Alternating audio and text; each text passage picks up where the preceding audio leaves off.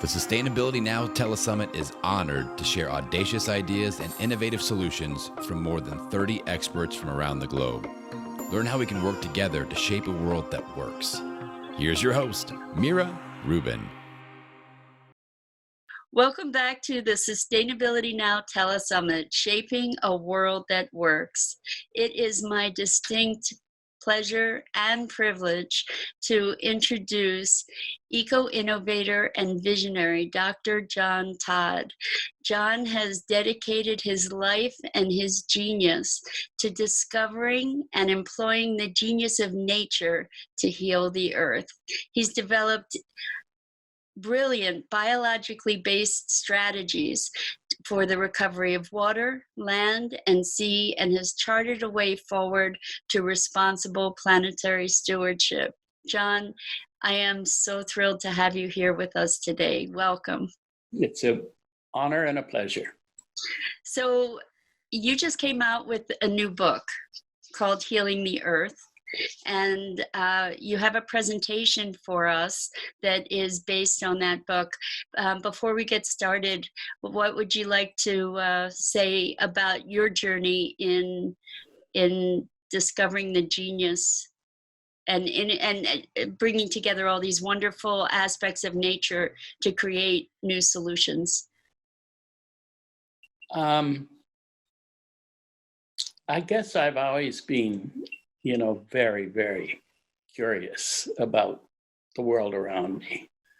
And so when I was a student, I kind of walked around the compass of the knowledge that I felt might be useful. I studied agriculture. And then from there, I went and studied parasitology and tropical medicine because it seemed to me that there was a lot of ecological knowledge in that. And then finally, I went on to do a doctorate in ocean science and fisheries and animal behavior. It was kind of a blend of different fields, and then started out as an oceanographer. That's how I got here to Woods Hole. And but with my wife, Nancy Jack Todd, and my close friend, Bill McClarney, an ichthyologist, we created a institute, which we call the New Alchemy Institute. And that was way back, but we did, and we established a farm, if you will, on Cape Cod. And it was part research institute, part envisioning the integration of architecture, agriculture, landscapes, and energy. And it was partly an educational center because we had over 10,000 visitors a year coming to our little place from all over the world. And it was also a very interesting magnet for creative people. And so during those years, of which my wife and I published maybe half a dozen books of that whole era, we began to develop confidence in solving problems in a way that is not harmful, as solving problems which integrates people into the process rather than removes them. The whole idea of robots farming drives me crazy when I read about it. And so from those starting point, we really developed a lot of confidence of tackling very difficult problems like toxic materials in the environment, or lack of soils, or the wrong polluted water, and all of these things we felt we could work with, and we did. And one of the interesting things that happened is in the late 1990s, I went back to being a professor at the University of Vermont around the turn of the century, the turn of the millennia too. And I I had these big classes. I was teaching ecological design, and these were big classes, upper classes, but they still had 90 people in them. And I found the students really knowledgeable, but their training in environmental science and natural resources and everything else was primarily they were being taught what is wrong with the world. So they knew all about the pollution. They knew all about the overconsumption. They had all the details. And it was like their knowledge was a burden. Yes. And they were fighting, to a large degree, depression because of this burden. And they knew too much about what's wrong, but had virtually no knowledge about how to engage directly with their own hands and their own eyes and their own selves into the solutions. So I had a lot of fun because they were great young people. I would say, well, we're going to learn how to do good things in bad places. And I had all these kinds of slogans all over the place where what's the matter with trying the impossible? You've got a chemical that's highly toxic that's never being degraded. Well, let's figure out if we can degrade it. And we did in some instances. Well, I think one of the biggest areas of genius for you is to incorporate systems from all angles, natural systems that other people never thought to combine. Yeah, well, when I first started out, I was in Southern California teaching, and the university would not let me integrate architecture with agriculture. Architecture with 100% renewable energy. This is a while back. It probably has changed now. But I basically realized that I had to leave the academic realm at that time in order to follow this vision. And you have a truly holistic vision. Yeah. I do one of our first designs, which was out on our front lawn here, was a little biome for growing foods, and it was really tiny. And but the whole thing was designed completely based on the Earth as the model for design. So the geodesic structure that I had, the geodesic greenhouse, was the Earth's atmosphere. And I thought of it as an atmosphere and how it was to manage. And so if the Earth has an atmosphere, and then inside, 70% of the floor space was made up with water so that it could simulate the fact that 70% of the Earth is water. And all the old relationships were kept together as we designed, sort of kind of like the Earth in miniature. And so we were already, without being aware of it, making smart design solutions, because everything we were doing, including the energy, had to be run on sunshine.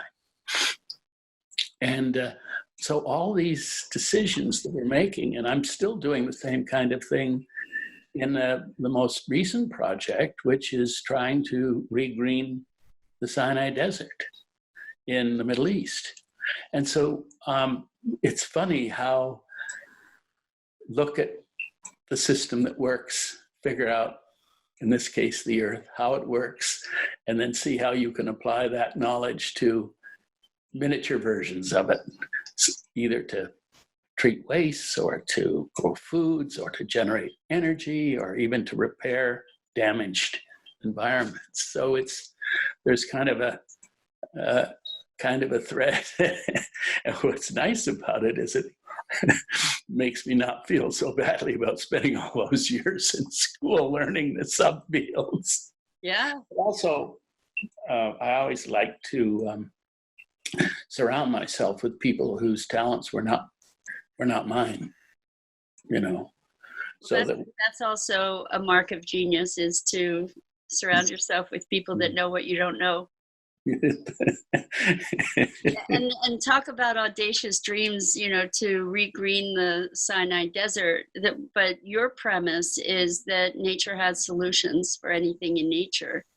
And Yeah, well, do you mind if I go back and just talk about that one I love thing? it. I, The, uh, because it has two elements. One, the lead people on this project are Dutch.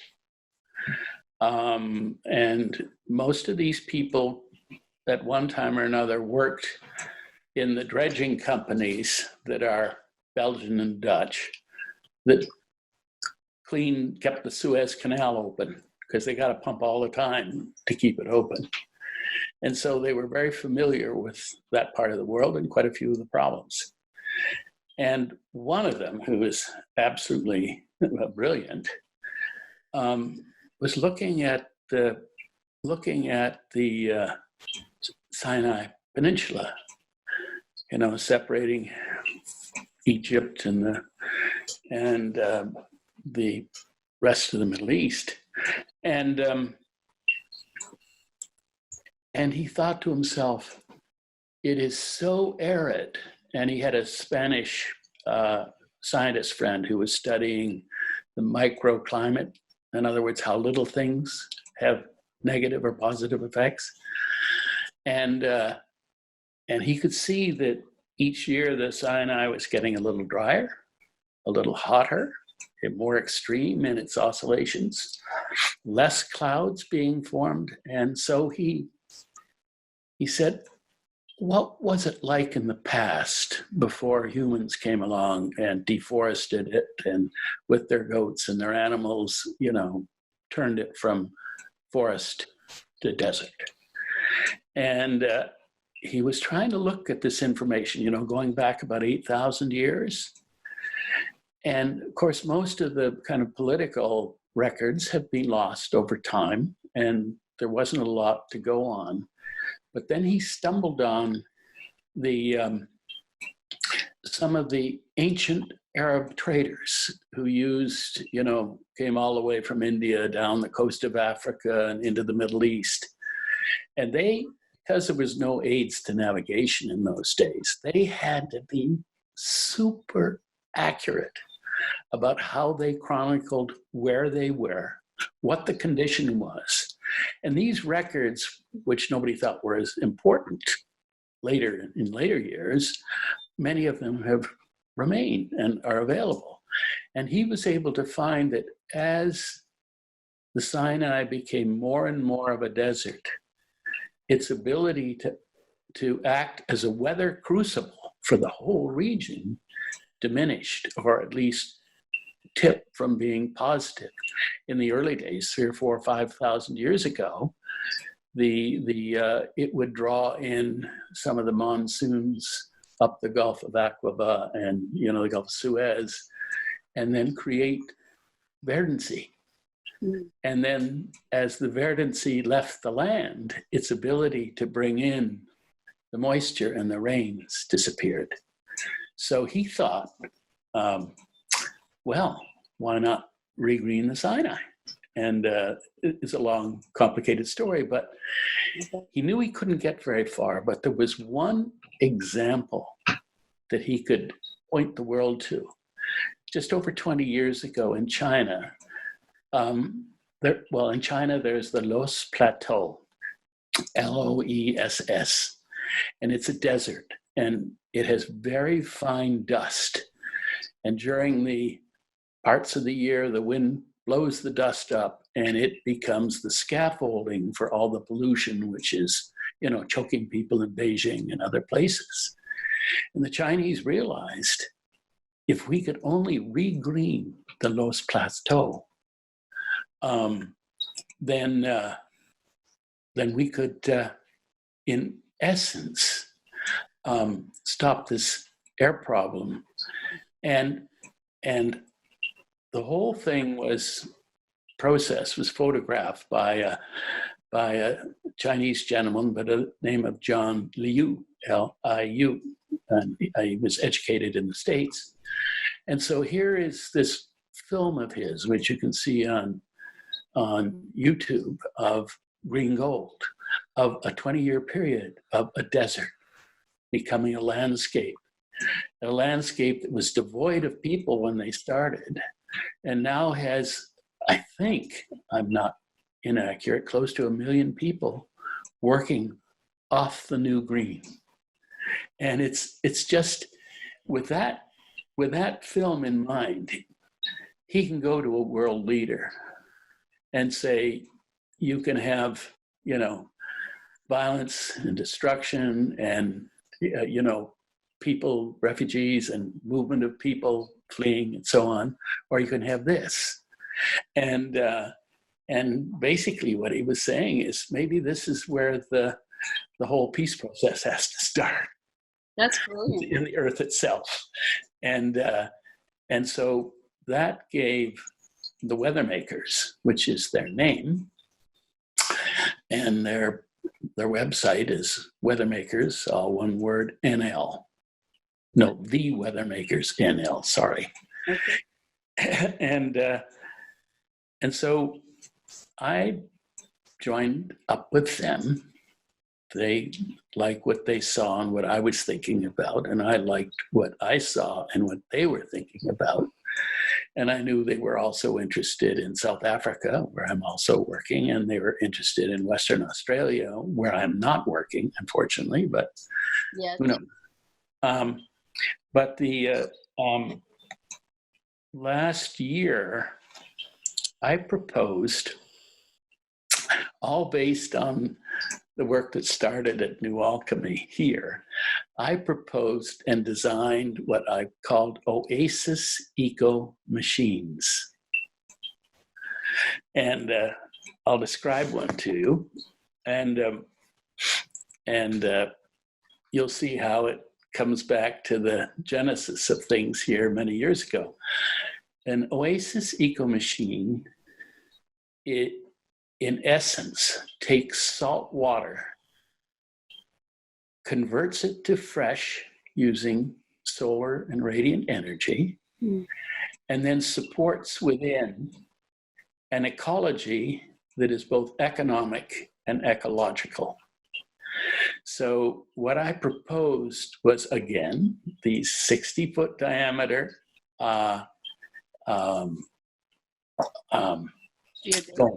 geodesic domes, and inside all these tanks, which you've seen, and they're all filled with seawater.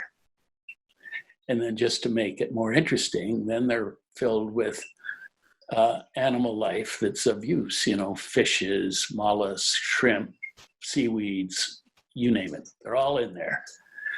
But the interesting part is the way the dome is managed.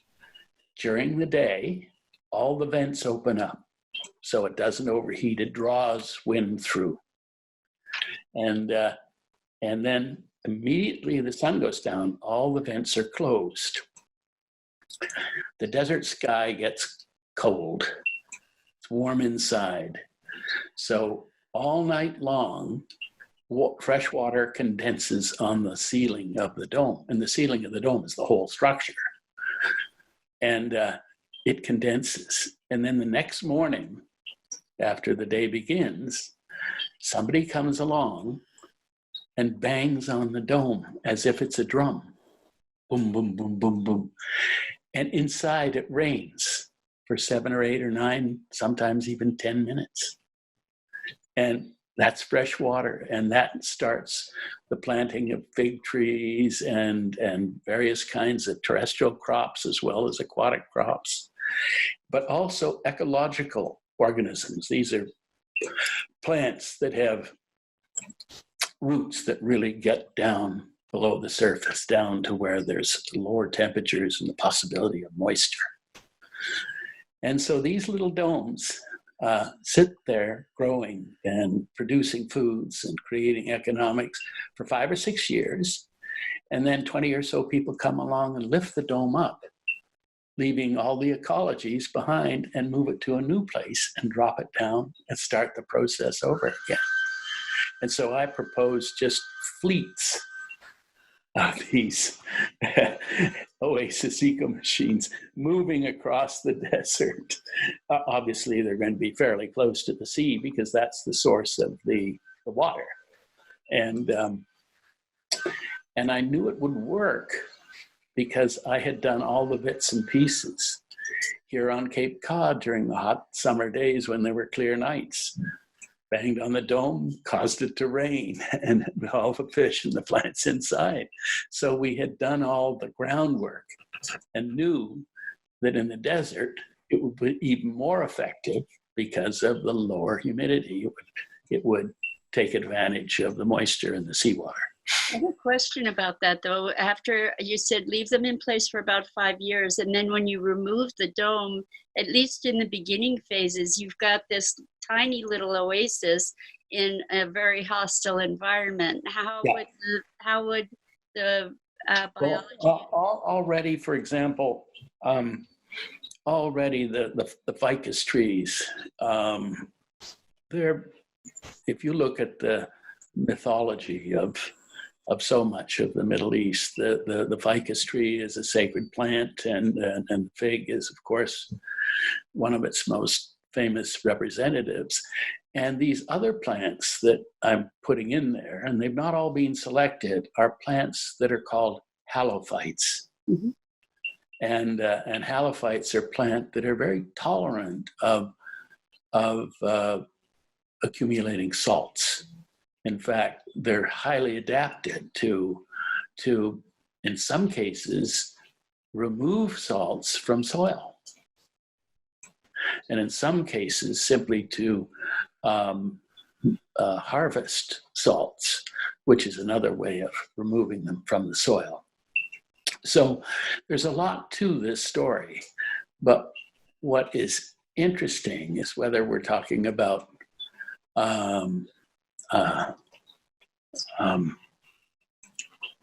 the Middle East or South Africa or wherever, there are nested families of solutions like what I'm just talking about. It's not the only thing.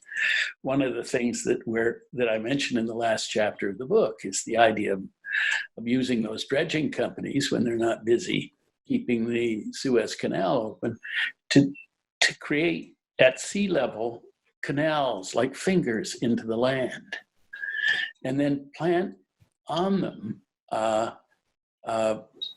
mangroves, because by dredging into the land, you've got the movement, in the case of the eastern part of the area, of the tides of the Mediterranean to drive the water back and forth. So they're not just stale canals, they're sort of tidal rivers that are being created. And then inside them, you plant, depending on the salinity, the appropriate species of mangrove, which then becomes a forest. And then as that happens, the water from these canals, they're tidal rivers, starts to permeate into the soil on either side, and you can start to plant halophyte food crops like salicornia. Perhaps the most famous one these days is, of course, the quinoa, and which has that capability. So there's all kinds of things to do. One of the things that my son Jonathan and I are talking about, and we hope to be able to finance it, is to set up prototypes in the Salton Sea in Southern California, which is very arid, very dry, and to make sure that start to figure out the ecological strategies to make all this stuff work, and then they can fly around the world. So the other thing that the weather makers are doing, which again I mentioned in that chapter, is the idea of that 8,000 years of soil loss because of the particular geography of the Sinai at that point. 8,000 years ago, there was a lake separated by sand with some connections from the Mediterranean. It was called Lake Bardawil. And that lake was 90 to 100 feet deep. Today, all of the soils filled up the lake. So now I think the deepest area is a meter, 3 feet. And so what the weather makers are trying to figure out is they want to take the sediments that were once on the mountains and hills and valleys and try and figure out how to get them up there and put them back to trigger, maybe use halophyte seeds because they're quite salty by now, to start the regeneration in the valleys and the hills and the mountains. So it won't just be a coastal thing. And they haven't, it's too early, they haven't worked out all the solutions, but when they sit around, they say, what if we just used dirigible? We could take a bucket and let the balloon float it up, drop the sediments into a valley and come back. You could use Pardon? You could use drones to do it. Yeah. I don't know how it works payload wise, but you could. Yeah, absolutely. That would probably be a good solution. I know that there are drones that carry all different amounts of weight. Yeah. So it's,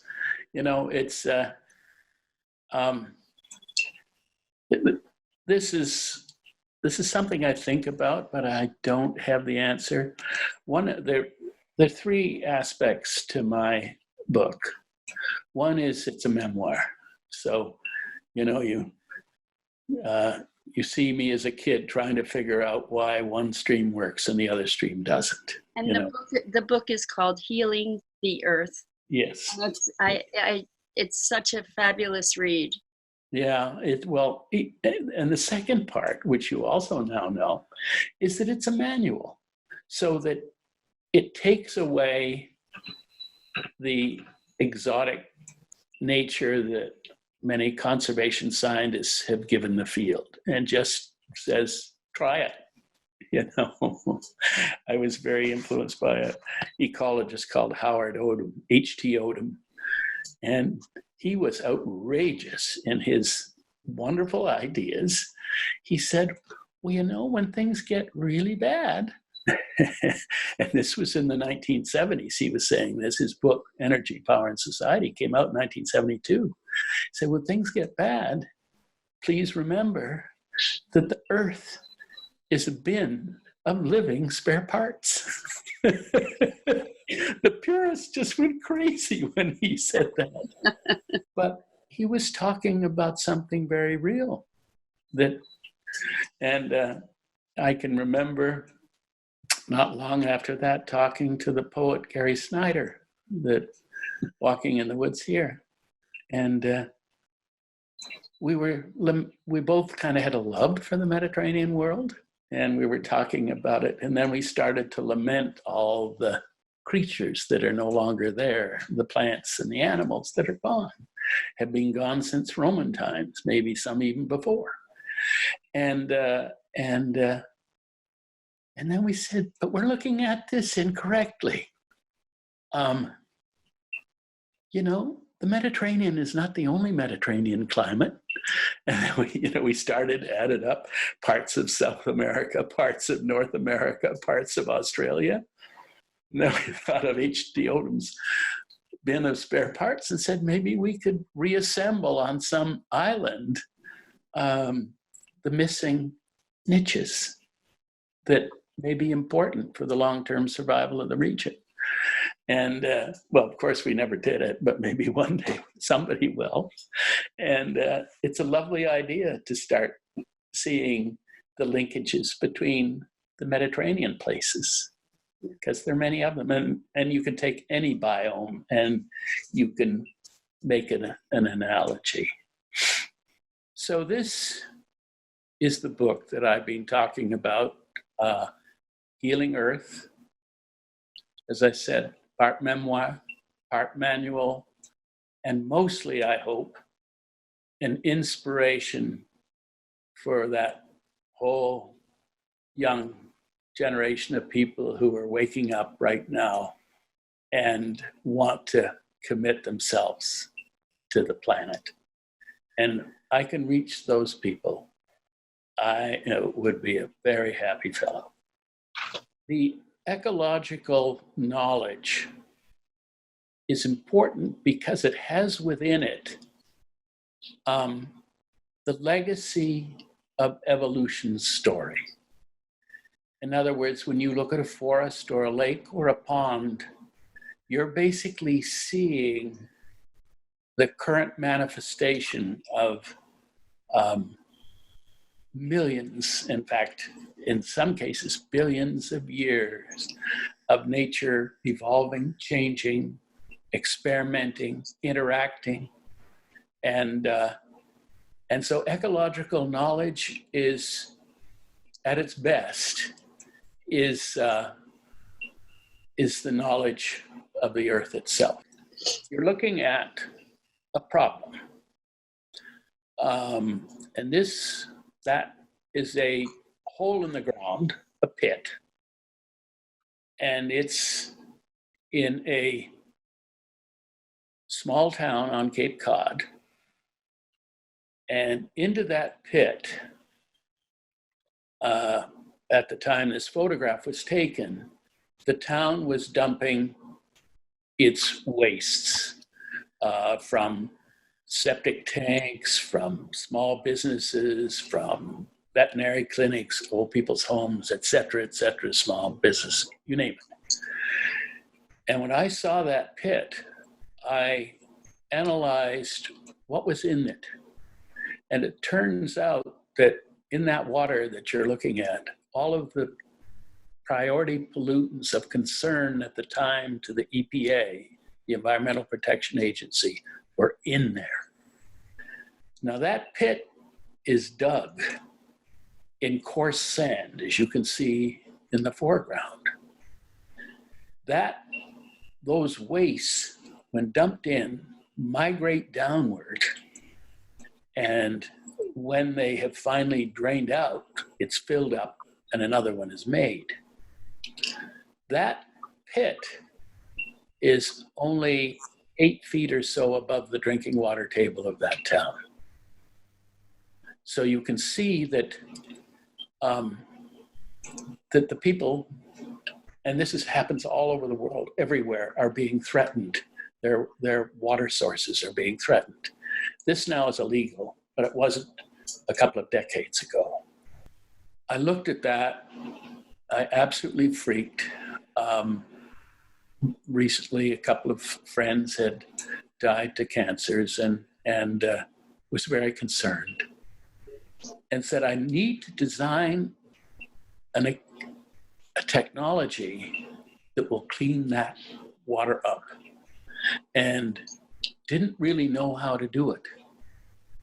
So I said, I'm going to use sunshine as the primary driving force for the conversion of those wastes into clean water. I'm going to start with that because that's what happened on Earth. And then I said, this technology has to be ecological. And if it's going to be ecological, that means that I have to assemble in those tanks all the 6 kingdoms of life, because only they in concert have the knowledge. No individual human being, no scientist has that knowledge. But those groups of organisms, the plants, the animals, the fungi, the protista, the eubacteria, the archaebacteria, together, they might solve my problem. So I went out and went to over a dozen different environments: salt marshes, ponds, lakes, streams, wet spots in the woods, a pig wallow on a farm, brought all the stuff back and put it in the tanks. And then in a very short period of time, the life began to proliferate. And there were 21 tanks there, and they're all connected like beads on a string. And inside the tanks, really miraculous things were happening. Each tank was different. It's as if nature was organizing itself around the strength and the type of the waste at each stage along the 10-day journey from the raw pollutants to the end of the process. And at the halfway point in the journey, the water then passed through.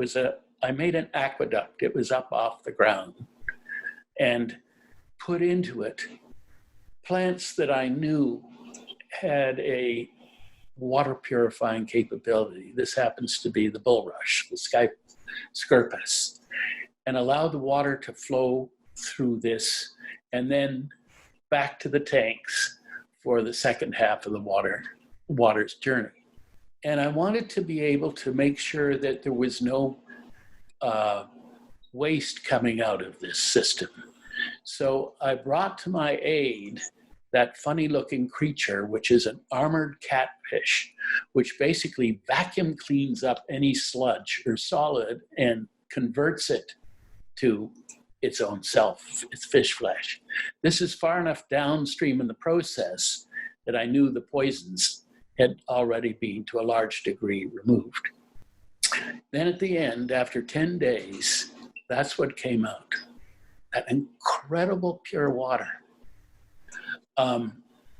And of the heavy metals, the water met drinking water standard. They were upstream, another story. As for the toxic compounds, they had literally been snipped apart and digested by the life within the system itself. Of the 15 toxins, 14 were below any kind of detectable limit in the water. The 15th was 99.99% removed, just barely detectable. So this was a marvelous first experiment. But the problem was, really, people didn't believe me. It seemed too good to be true. So to make a long story short, the state of Massachusetts was very unhappy with me for doing this experiment. The federal EPA in Washington, the administrator sent up one of his senior people to evaluate the chemistry and what I was doing, and he said, "This is bona fide. What John has done is bona fide." But in order to prove the technology, I had to spend $8 million in external validation, which I ended up doing. So here we are. Chemicals that are hard to get rid of, gotten rid of. A living technology, we call these things eco-machines, but they're the kind of living technologies that can be used to do so many different things. And one of the things that we wanted to do was to clean up oil spills of the heavy bunker crude oil, which is the kind of sludge from petroleum manufacturing. And it's used to power ships today, but 100 years ago, it was used to power factories in large volumes. And so in Massachusetts and Rhode Island is the Blackstone River. And the Blackstone River corridor was the birth of the industrial age in North America. And along the river, every mile, roughly, a dam was built by the earlier settlers. And the dam basically blocked the river from flowing freely to the sea. And the dams were used to power the factories. And again, as I said, there's about one every mile. And after a while, in order to move things up and down the river, they had to make canals parallel to the river. And horses would pull barges back and forth with materials going up and down from Providence, Rhode Island, up to Worcester in central Massachusetts. Then the factories, as I mentioned, were converted to bunker crude oil. And they operated for about a century. and they started to shut down after World War II. And as they shut down, the big underground cement tanks that all this oil was sitting in began to crack and break, and literally millions of gallons were going into the canals and into the groundwater of the area. Here you're looking at the canal, and you can see the heavy oil slick on it. And this is the site where we set up the experiment. This drawing, which is very complicated, is a sketch of the 4 different technologies that we combined to take water filled with oil and sludge from the bottom of the canal and bring it up and treat it.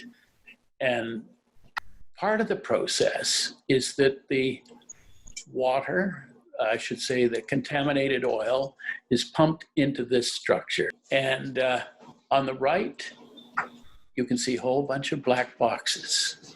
And that's the first place the water goes when it enters. Those black boxes are in fact filled with fungi, with polypore fungi. Those are the organisms that break down rotting wood. So when you see a dying tree, you see them on the side. And the water trickles through that and flows down. And in the process, the fine hairs of the fungi produce enzymes which start to break apart the crude oil molecules. From there, it flows into those tanks, which you've seen before. And there are 6 of them. And by the time the water and the oil gets to the 6th, it's about 95% removed. Then the final stage is that the water is pumped out and sprinkled along that floating technology, which we call a restorer. And it too has media that these plants are rooted in that has the ability to continue the process on an ongoing basis of breaking down the oil, the crude oils. And then finally, this is the floating part in the fall. It's a much bigger plant feature. But what we found happen here is absolutely remarkable. First, what we found was that the whole canal began to respond to this incubator technologies that we had that were putting good water in and organisms that like to eat oil. And so that what happened over the ensuing years is that we began to see fish life and frogs and other things coming back into the water. So much so, even though the actual water chemistry that we were doing only lasted several years because the Environmental Protection Agency grant ran out. But we could see the canal changing. It was all visual. So we kept the system going, and then we could see that downstream things were getting better. And so within the last few months, we've decided that if we can find the resources, and it would take a lot of money, we would like to clean up the whole river and the whole canal system, the 80 miles from Worcester all the way to Providence, Rhode Island, and make it into a walking corridor, a biking corridor, just turn the whole thing. And one of our associates wants to make his area, and he has some control of land, into the next quote unquote sustainability revolution and bring back the factories. But more importantly, to make sure that the dams are removed and that we begin to propagate the fishes that were there before the dams, you know, the salmon, the striped bass, the sturgeon, the Atlantic sturgeon, the short-nosed sturgeon, both of which are threatened with extinction, and which is depressing because they were here when the dinosaurs were here. And now so the idea is also to create a facility to basically start to bring back the fishes and to bring back the whole sense of what it must have been like, but not displace the possibility that could still be a corridor for enterprise and for human activity. Just make sure it's done correctly with full responsibility. Protecting and restoring the seas. Why don't you go to the next slide? You'll see why we need to do something about it. Every one of those red dots represents a piece of the ocean that is sick or dying.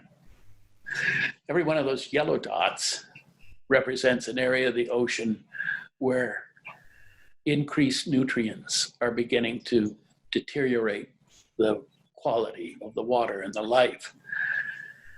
And the good part of that slide is the green dots.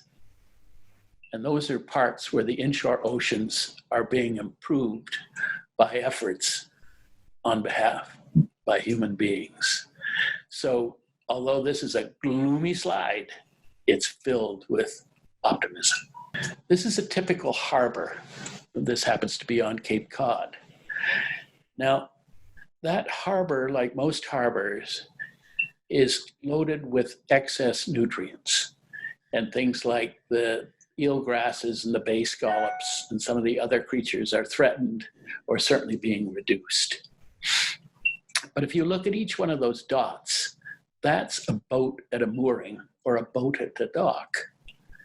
And we thought to ourselves, why can't those moorings and those docks be made into micro living technologies that clean up water? And so everywhere we have a boat, we have an eco machine, a tiny one, connected to the mooring chain. And what we did was begin in a little greenhouse in this house to develop the small technologies to then put back into the lakes and into the salt bays and so on. There's the system in the greenhouse. There are 6 tanks there, all connected, and water flows between them. And there on the surface, we have the salt marsh plants growing on rafts. And then the marine organisms, because this is salt water, growing underneath them. And what we did in order to develop the technologies, we gave our little system work, and the work that we gave it was to culture shrimp. And we figured if we could make a healthy environment for shrimp, we would be removing the contaminants that were in the water. So there's the curtain that hangs down in the water. That's colonized after the curtain was put into the sea for a couple of weeks.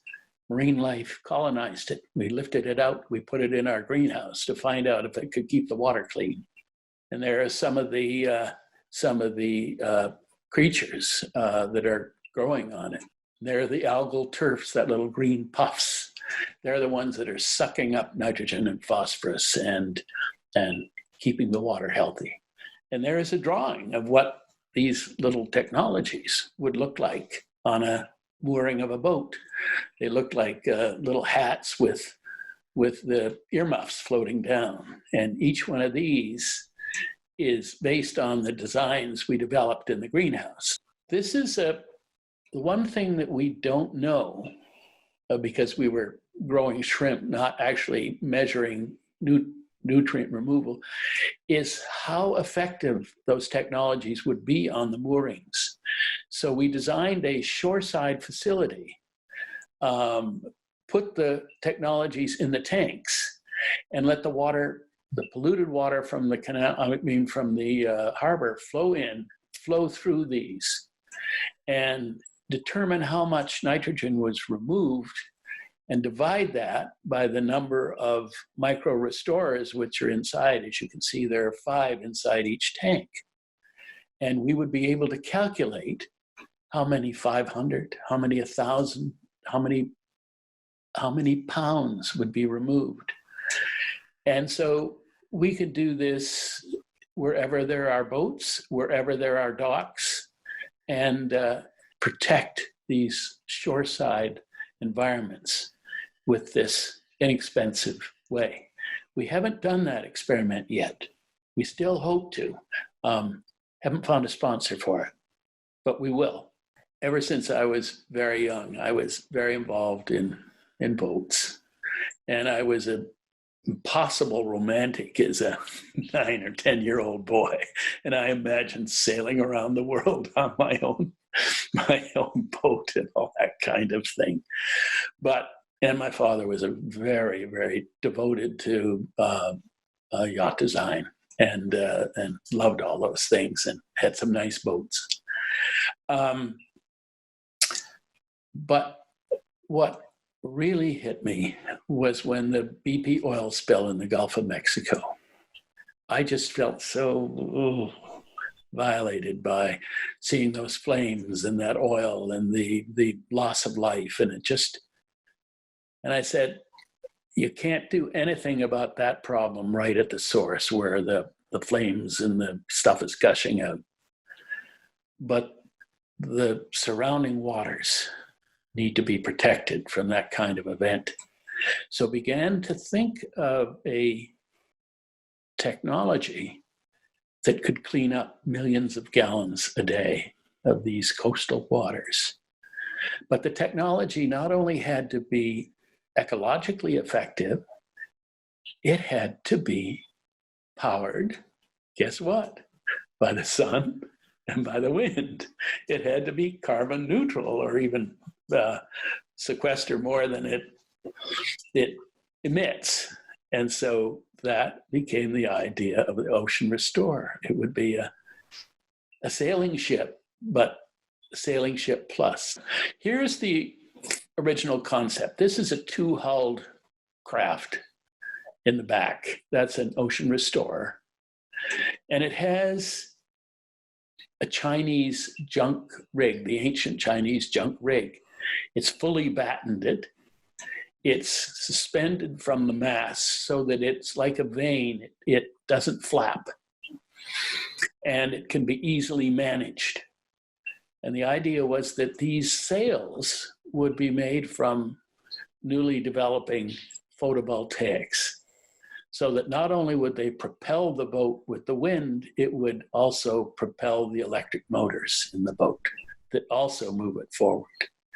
And then down in the bottom, you can see the living technologies that we're wanting to put between the hulls in order to take the water and help purify it using all these organisms, kelp forest, algal turfs, oyster reefs, seagrass communities, and all of those.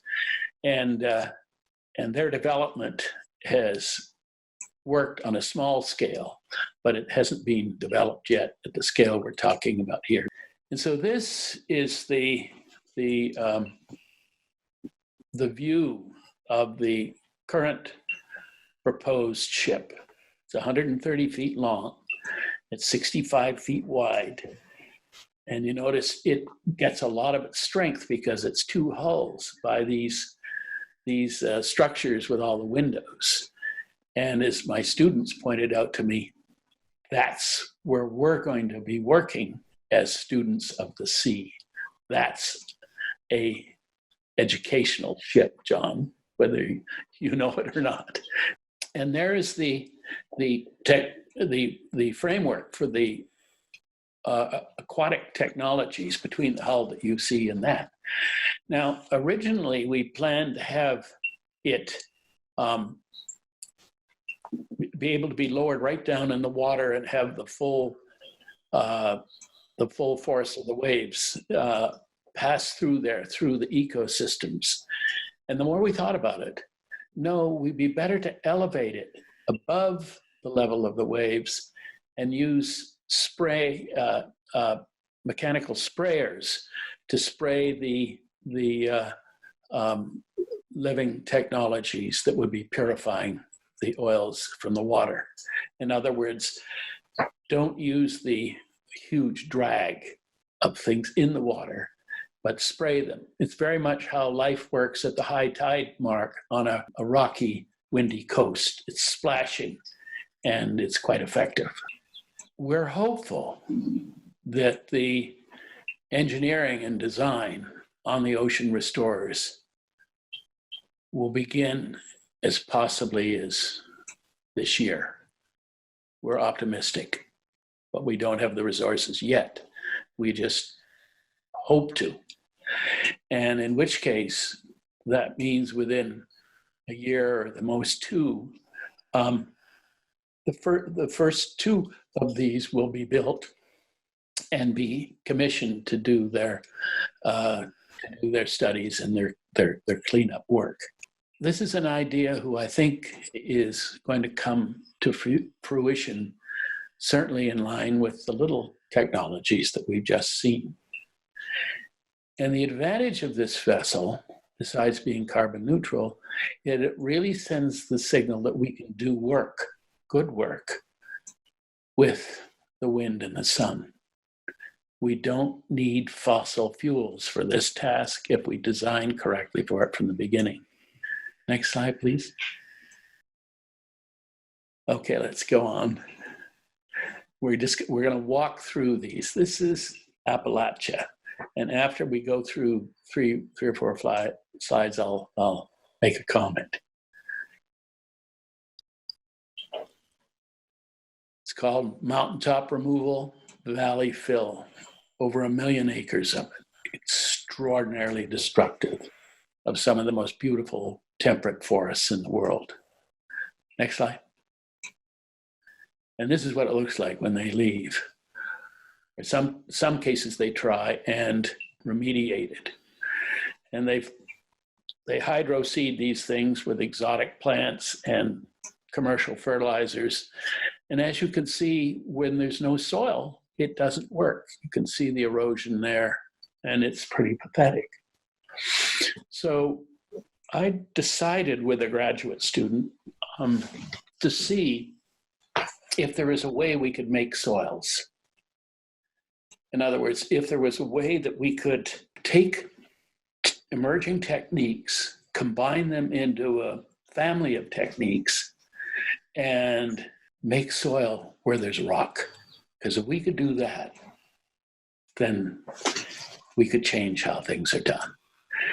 So the first thing we decided is that we wanted to have plants that were really tough. Their roots could go anywhere and break cracks in rocks and basically survive. And finally selected for an experiment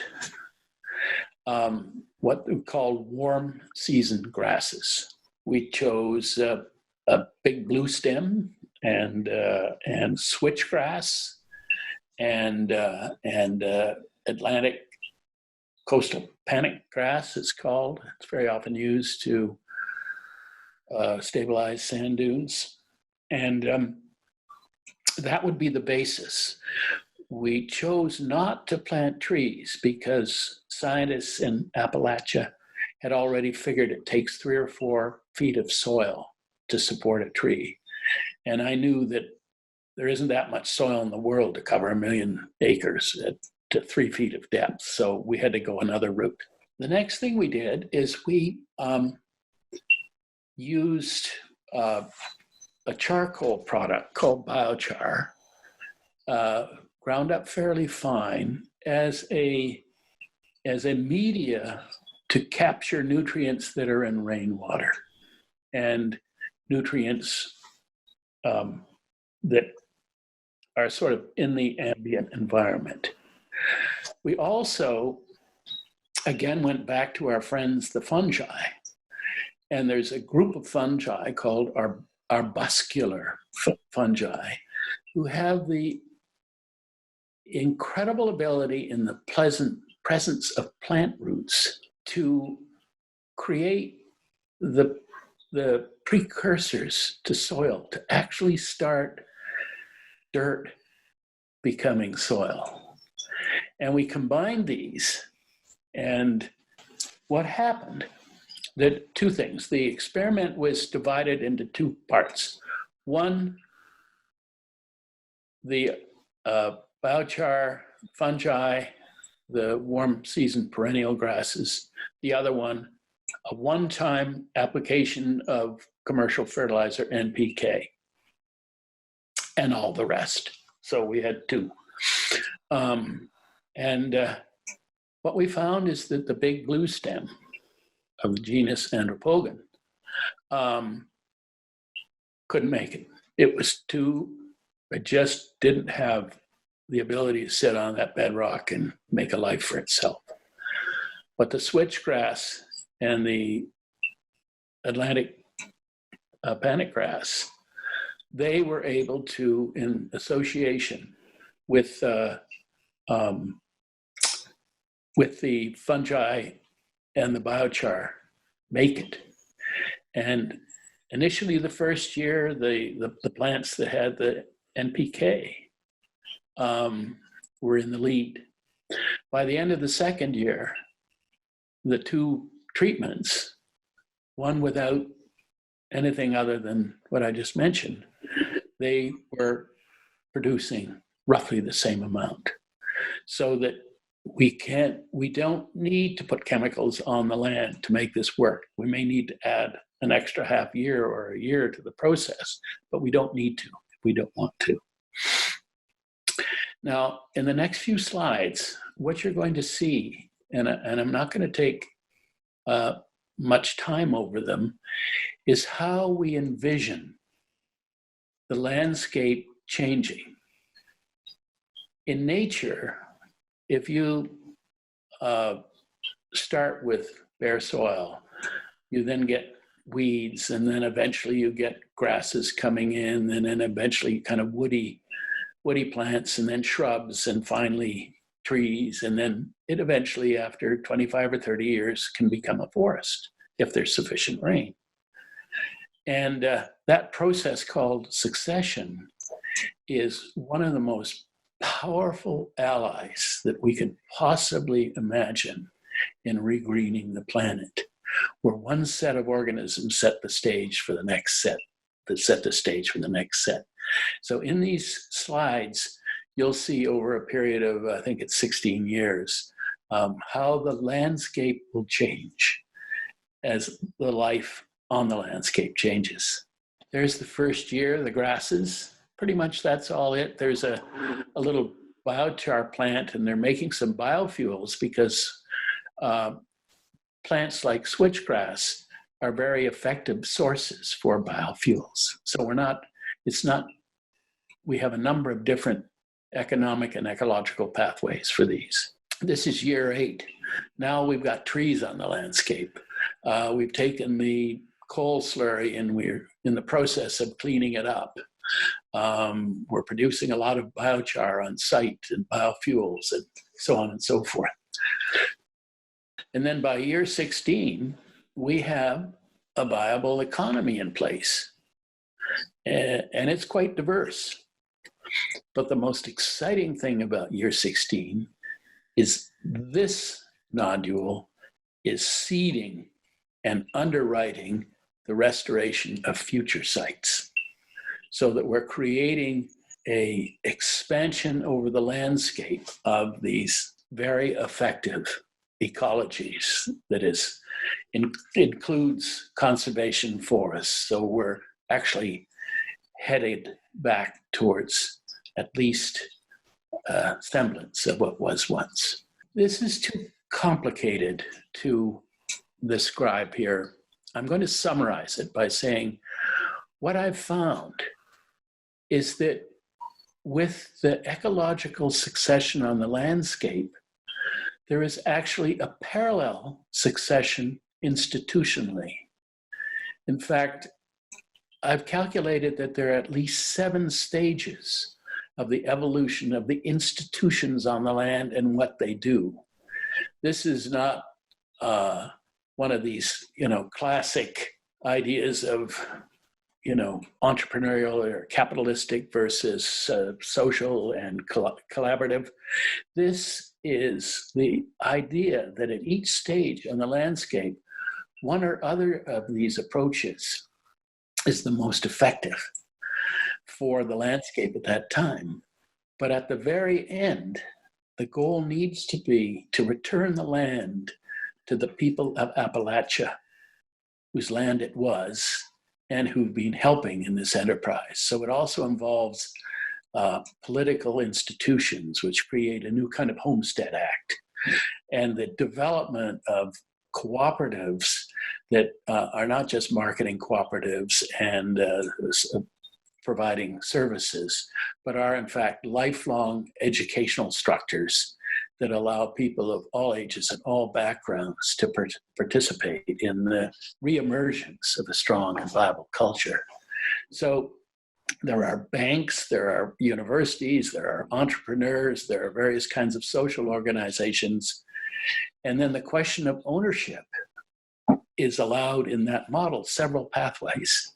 So there may be aggregate collective ownership, or there may be individual ownership, but they're not competing with each other, because in a way they're connected through the cooperative structures, at least by the 15th to the 20th year.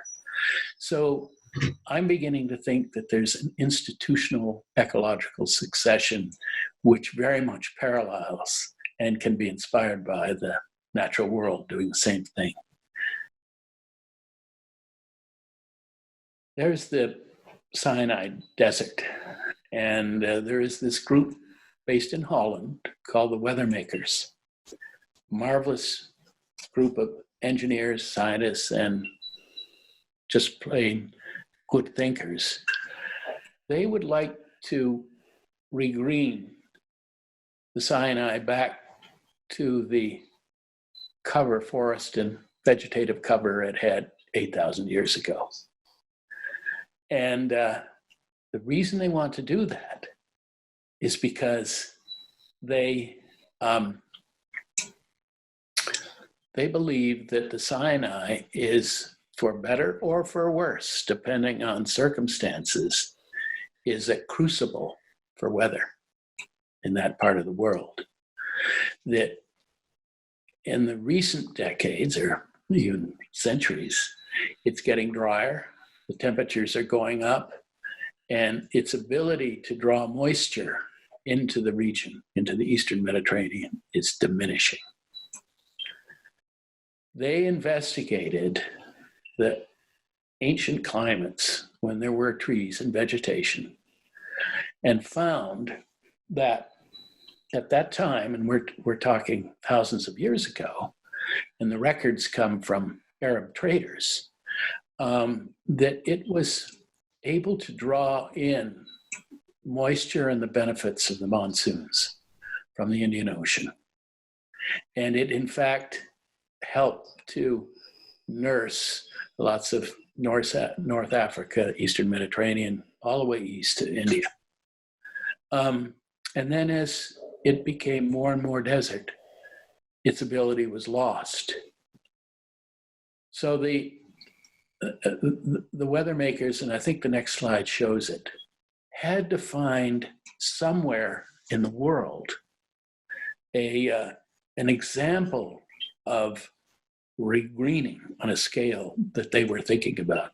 And the one example they could find through their great friend, John Liu, a biologist, this is the before, 20 years ago, because this Los Plateau was the source of the dust that was choking the cities of China, including Beijing.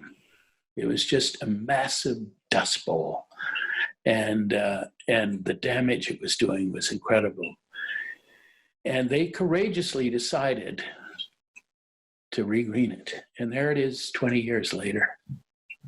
There's nothing like that on Earth of the scale of that. There's a film by John Liu called Green Gold, which shows this. It's very exciting. The important point was not only were they able to start to regreen, and obviously they carried water and did all kinds of things to get it going, but they also began to develop into the landscape economic elements. And I've heard, although I don't have it confirmed, is that today almost 1 million people are living off the economy created by that ecology on the Loess Plateau. Very, very inspirational. Green gold.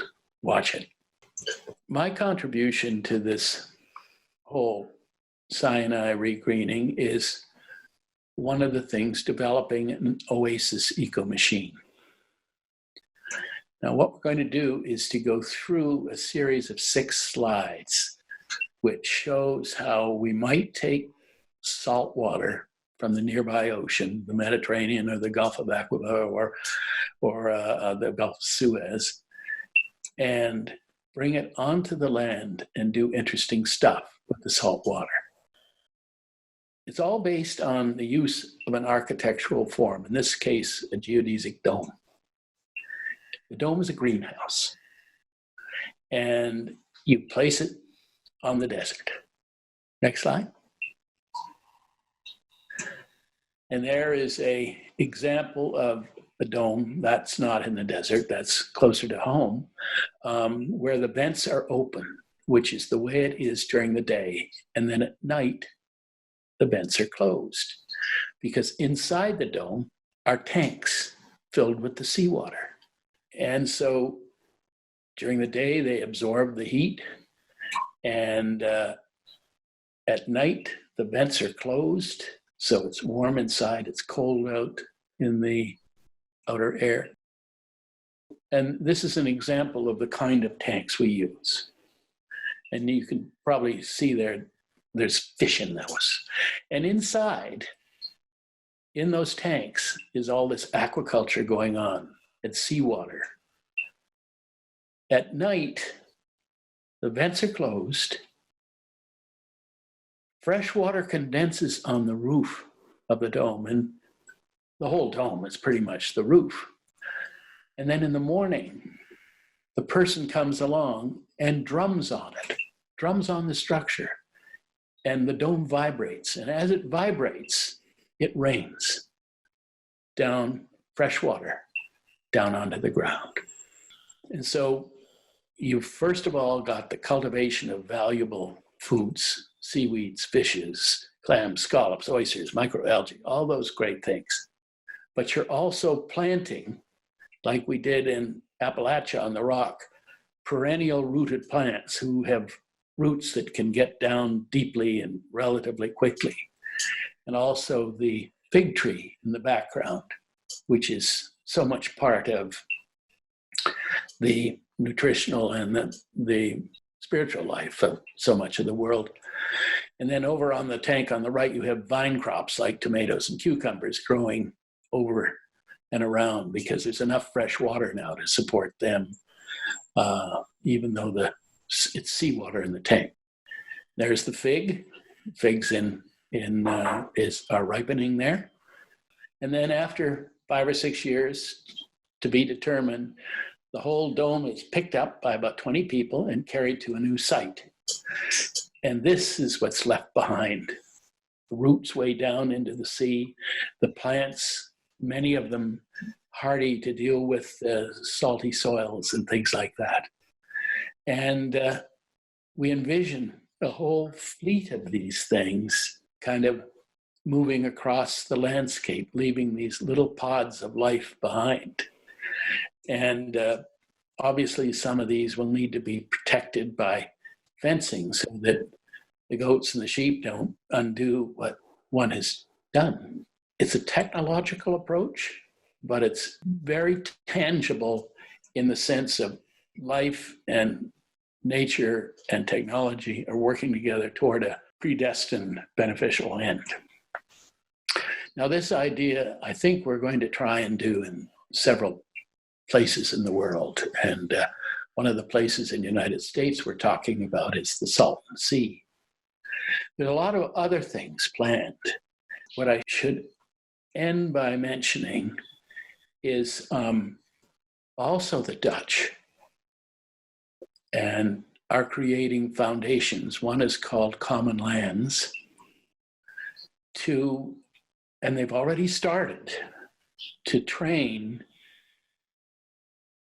the young people who want to dedicate their lives to regreening the earth, to stabilizing the climate, to sequestering the carbon, and do the whole thing. And there's a plane in Spain, and I don't remember its name right now, where the first of the kind of camp schools has been set up. And then there's another one planned, I think, for South Africa in the fairly near future.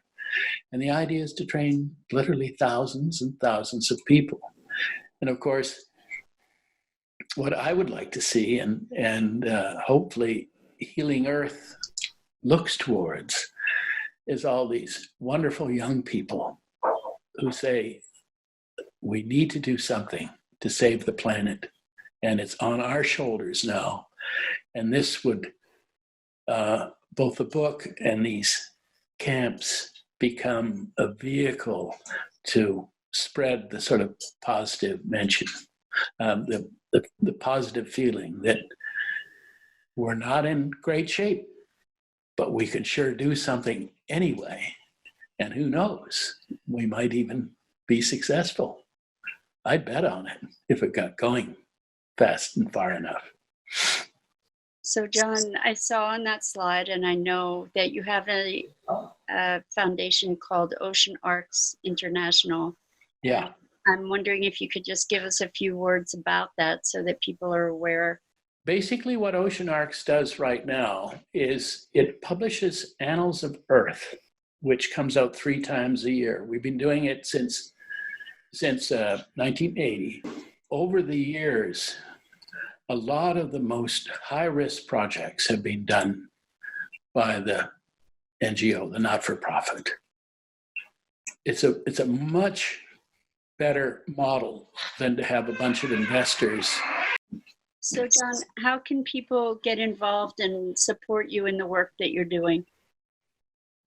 I would say start by becoming members of Ocean Arcs International, and then take it from there. New structures are going to be formed over the next year or two. And that's why I can't say exactly at this time just how it's going to look. So is that the best place to track your progress, or? Yes, absolutely. Absolutely. Yeah. And you're still doing consulting projects? Yeah. And fewer, because what